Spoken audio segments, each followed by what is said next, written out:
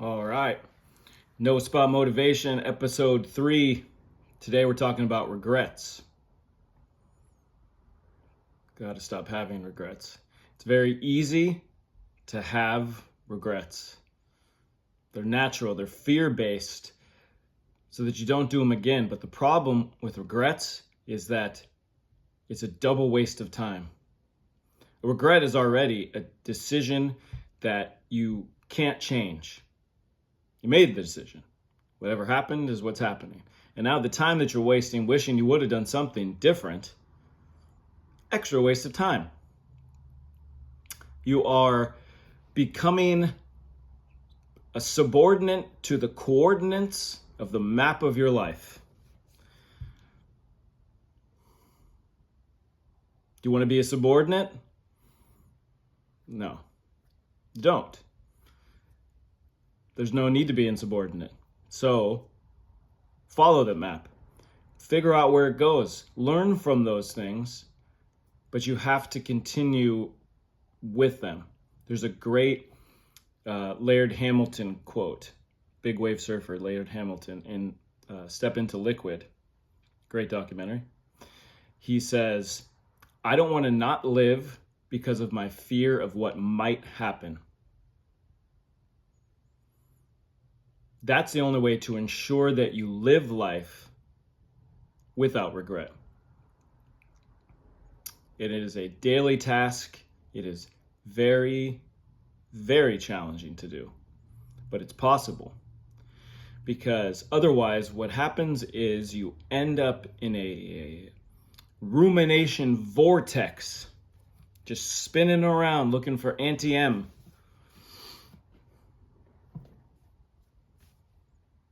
And you end up right where you started. So what's the purpose? And it takes a while sometimes to find a reason to not regret. That's its own challenge, right? You know, I was married for 11 years. I was with my ex for 14. I don't regret a second. I don't regret any time I spent with her. We have the most amazing child in the world. She's the mother of my child. We rode off in different boats. We were in the same boat. Now we're in different boats. We throw a canoe, or what's it called? A paddle from the canoe back and forth from time to time, being our healthy co-parenting of our child. But I have absolutely sat around and regret, like, God, what is this? I took the time. I'll never get the time back. But that time was implemented for a purpose that I didn't understand at the time. Time. I understand now, but regardless of what that situation is, people come in and out of your life for a purpose, and that becomes a lesson that you have to find yourself. And it doesn't come right away. It can take a long time. It might not ever come. But regardless of a lesson manifesting itself from that situation, whatever that situation is, it is certainly a complete and utter lack of resources in utilizing that time for coulda, woulda, shouldas, because none of the coulda, woulda, shouldas happened. If that's what was supposed to have happened, that's what would have happened, right? So we can go on and on at the rumination station. Is that where you want to take your vacation? The rumination station? Not a great place to hang out. Not a great place to set up shop. You could just go to the gym and get on a treadmill. You have the same situation out of that. So regret takes its forms in ways that are subtle. It's sneaky. Regret's is a little sneaky. I had a conversation with my mom yesterday, and it was about something that I couldn't change, and I felt was the right decision, and it was. Because that's the decision I made. But in that moment, I'm like literally thinking what I'm saying right now of what is the point of this regret? There's another good quote that kind of mixes with this. Van Wilder says, Gwen, worrying's like a rocking chair. Gives you something to do, but doesn't get you anywhere. Insert regret with worry. Something to do.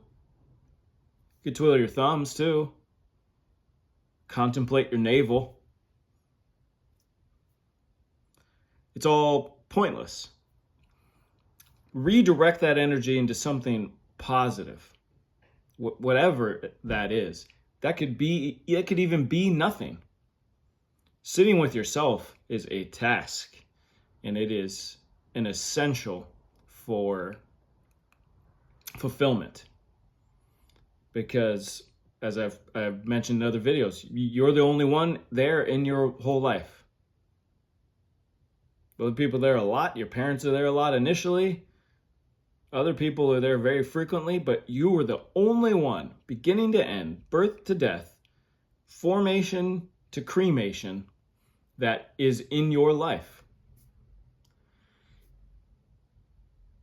So until you're good with yourself, it's easy distraction to regret. It's easy to go, oh, if I just did this, if I just made that choice, maybe this would have been different. But you don't know that. That could have actually been a worse path. That could have set up the ducks to fall in the wrong row. So why regret? Don't regret. Take control of your life. Those are the moments that are what you can grasp onto and not allow to become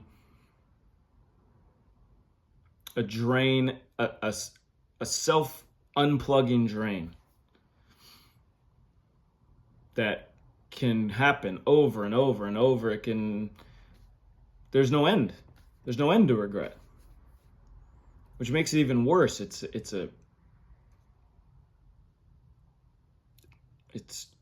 sucking your will to live. It's soul crushing.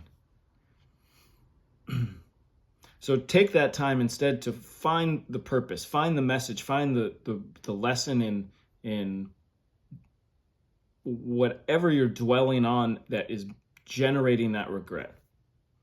Redirect that into what will provide you a more solid footing in your next step forward.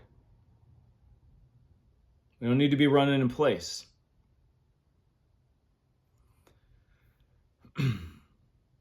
So do not be insubordinate to the coordinates of your life.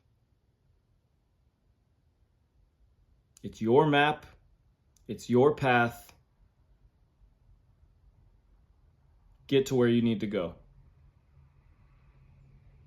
It might have bumps along the way. It might not be the smoothest road. Might be some real steep mountains. There might be some gravel that slips out. But that's your path, and that's your map. You fold it up when you're ready. You look at it when you need to look at it. And don't fall victim to the outside concerns about consequences that never were and never will be. Stand in conviction with the decision that you make. There was an energy in the universe that created that decision at the time. And that will benefit and generate itself into a reality that only time will tell. And you'll find out. And it will always be good. It will not be good all the time. It will not be good right away. But it will always become a positive result because it's something that you grow through. You go through it to grow through it. Plain and simple. If you like the video, go ahead, like, subscribe. Really appreciate any support. And we'll be back Friday. Have a good night.